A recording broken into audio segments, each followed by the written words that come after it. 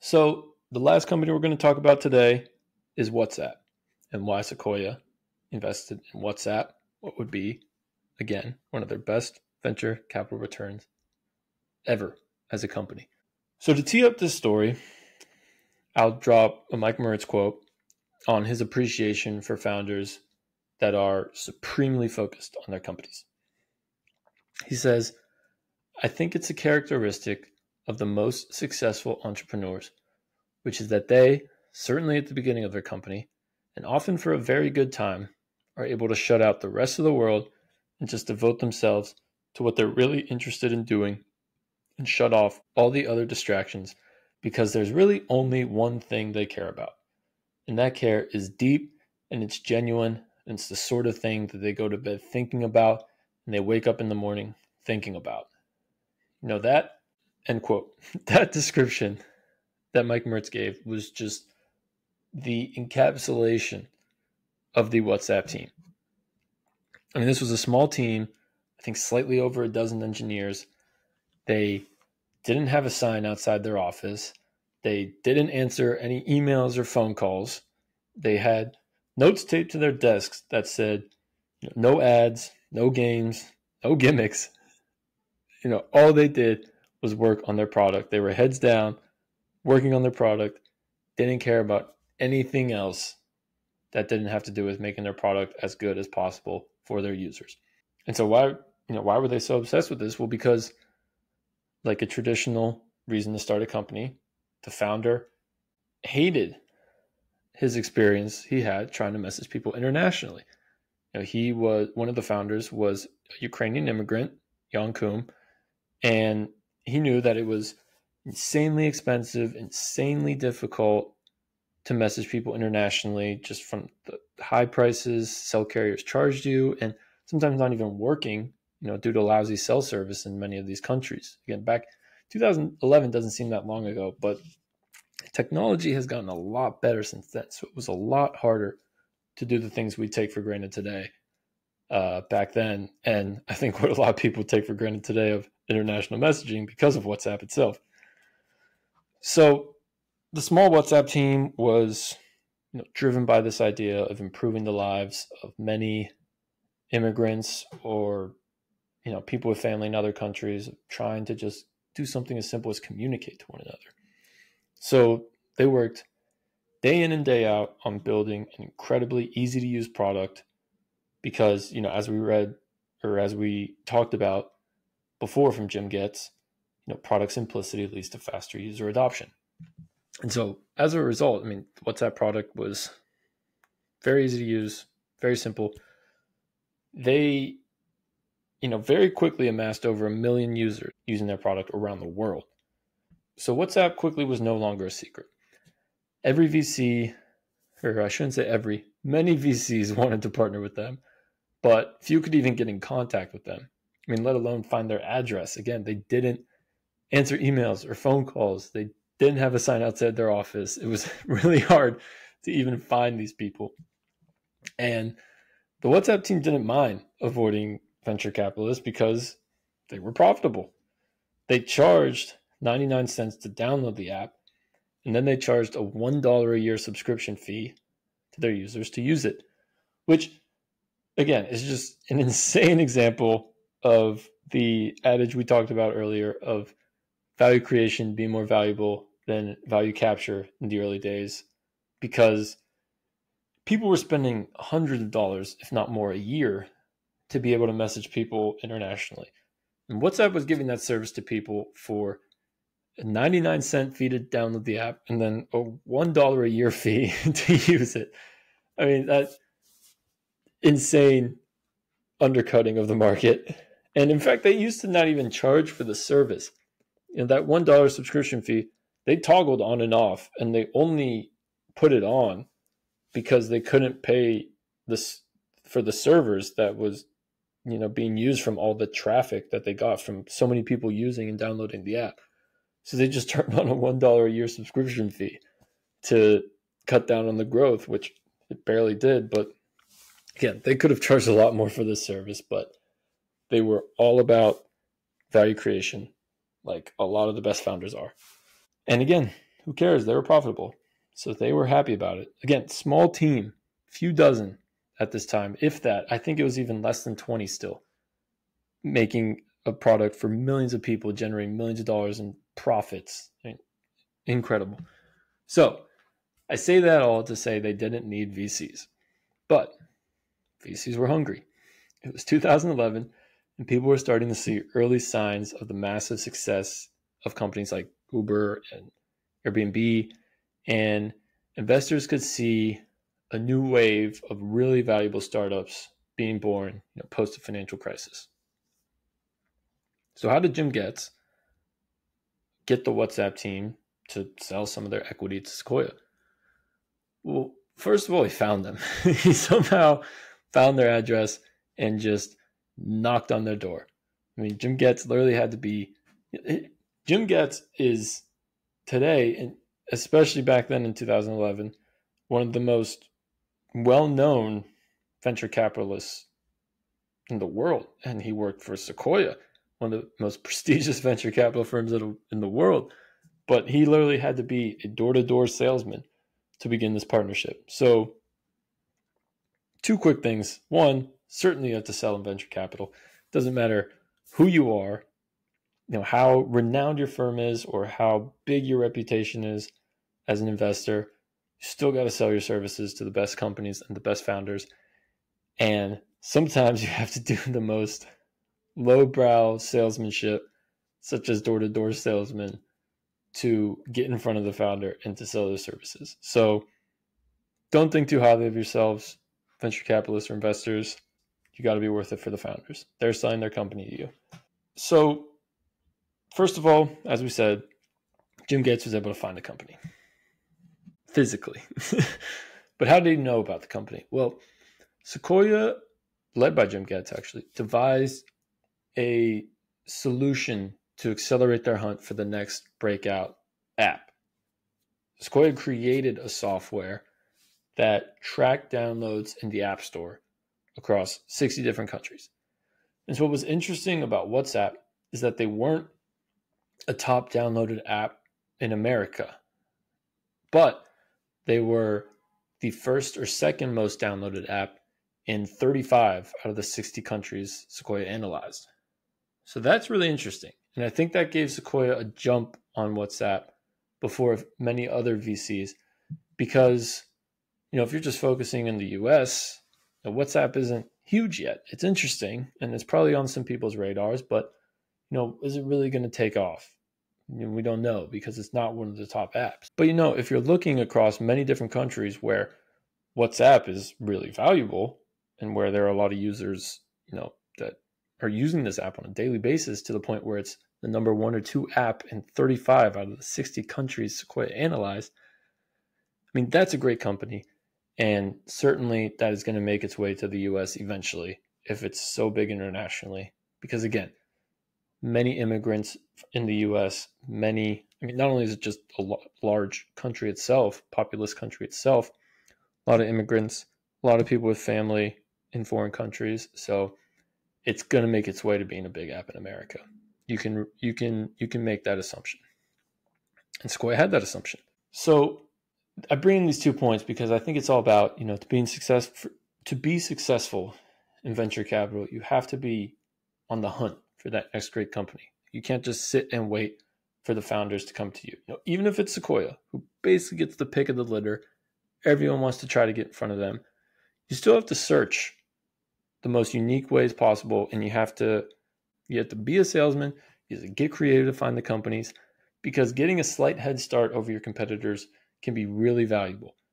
So if you're able to sell your expertise, sell your support, find those companies before others, it gives you a lot better chance in winning that deal, especially for companies like WhatsApp, where everyone eventually wants to be in the deal.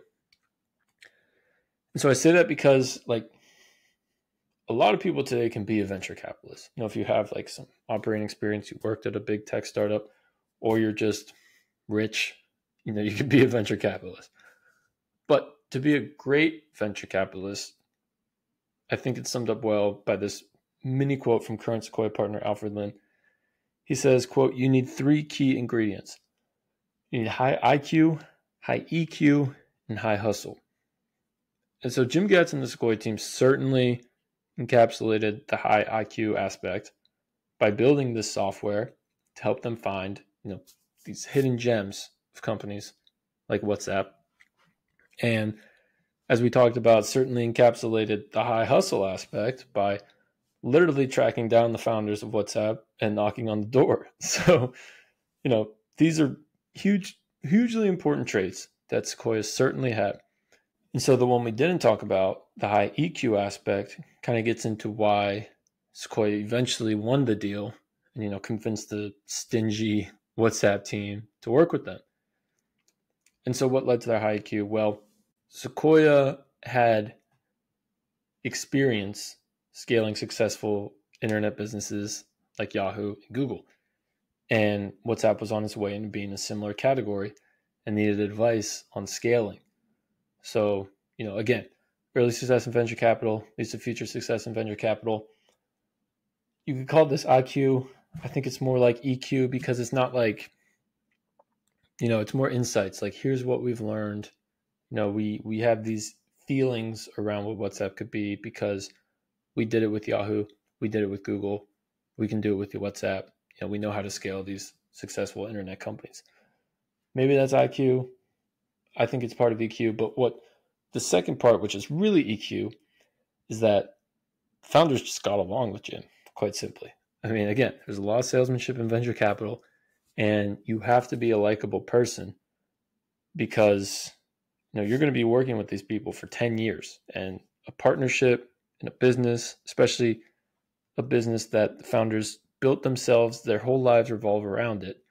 I mean, it's really important that you're likable and you're someone they want to talk to a lot and come to advice to a lot. And they don't dread having to go to board meetings to sit with you and talk with you. So there has to be a lot of chemistry between the founders and the venture capitalists. You have to, as a VC, be able to sell your service and build that relationship and really show that you care. One more thing about EQ, the last thing I'll talk about, which is maybe the most important in my opinion. As we said, the WhatsApp team was heads down. They didn't need venture capitalists. So Jim and Sequoia, had to position themselves to still appeal to the founders. And how they did that was Jim was adamant that Sequoia would not interrupt anything that Jan and the WhatsApp team were doing. WhatsApp was profitable. They didn't need any outside money or distractions, no gimmicks, So Jim said, if everything's going well, WhatsApp won't hear from Sequoia. If things start to go poorly, then Sequoia's there for support. And that was music to Jan's ears. That really got them over the finish line. And I want to just double click on this point of letting the founders be the creators and the VCs having the support role if needed, because I think that's a really important point. And former CEO of Sequoia and current partner, Doug Leone, has a great quote that talks about this. He says, quote, "If it's creation time, the founders create." Now, that could be execution time where they don't execute as well, in which case you help them. The thing I tell founders is you should do product market fit. We can't help you there. If you get product market fit, we can help you with everything else. When founders are meandering their way early on and focusing on something that's going to work later on, you just let them create. They are the creators. So Jim and the Sequoia team were willing to let Jan and the WhatsApp team create. And create they did, because in 2011, Sequoia invested $8 million for a little more than 10% of the company. Sequoia invested another $52 million a few years later to obtain 18% of WhatsApp. And they were the only institutional investors. No other VC invested in WhatsApp. Sequoia owned 18%. WhatsApp and their team owned 82%, which is incredible. Never see that today. But in 2014, Facebook purchased WhatsApp in a cash and stock deal that, after a slight run-up of Facebook stock, valued the deal at $22 billion, giving Sequoia about a $4 billion return on $60 million of invested capital which started just 3 years prior. Again, what an IRR. I mean, this competes with the Yahoo investment.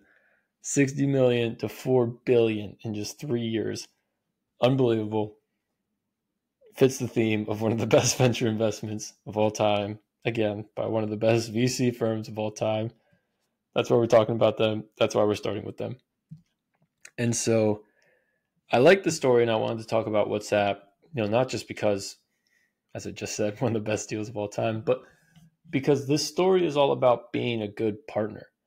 Sequoia didn't have this unique insight that others didn't. I mean, they got a bit of a jump on WhatsApp because of their, innovative software to scour the app store and find, unique apps that weren't getting as much attention as they thought they could. But a lot of other VCs knew about WhatsApp.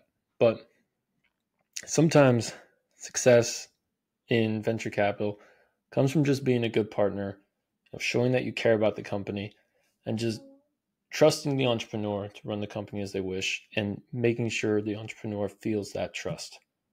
Sequoia built up this reputation over decades of their partnerships, of their caring for founders, and they sold their partnership on those grounds.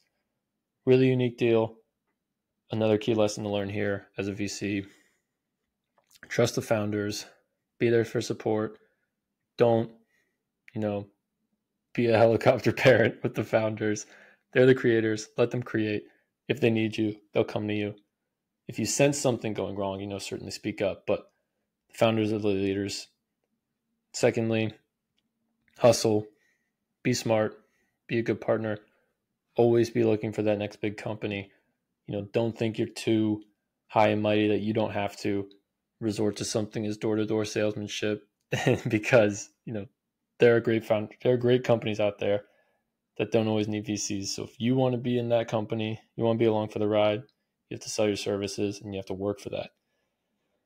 And founders, really the only lesson here is that sometimes it's worth, diluting your shares for some support, for some advice. I mean, we talked about this with Apple, but again, Sequoia was just there if WhatsApp needed them. Maybe WhatsApp could have skated into selling to Facebook for $22 billion in 2014 like they did, but I'm sure Jim Getz and Sequoia provided a lot of support along the way up to and including in that deal. It would have just been the WhatsApp team alone. They didn't have any other investors. So I'm sure they were just really trusted advisors. So founders, if you have a profitable business and you don't need venture capitalists early on, fantastic. If you want to grow and you're a little worried about what that next growth stage would be and you're not sure how you could be the one to do it, consider selling something like 10% of your company to a great VC who can be that great partner and advisor. So, long stories, great stories, a lot of takeaways from those stories. But according to my clock, we're a little over 2 hours into this episode. So I think we need to just end here with just a little review, some just quick bullet points of what we've heard from VCs and what we've heard or from the advice we've learned from the VCs, and advice we have for founders listening to this episode that you can take to your investments or you can take to your companies. So first,